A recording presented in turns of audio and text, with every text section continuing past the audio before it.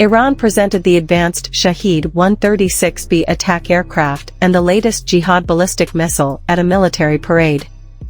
According to the official Iranian news agency IRNA, Arab defense website September 22, 2024, Iran unveiled its latest military developments, including an upgraded version of the Shahid-136B suicide drone, during a military parade on Saturday, according to official media.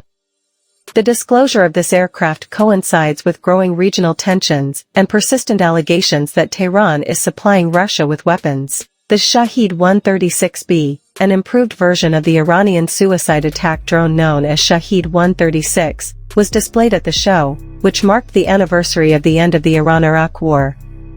The new version features several significant upgrades, including a larger warhead, a range of 2,500 to 4,000 kilometers, a jet engine, and improved stealth capabilities.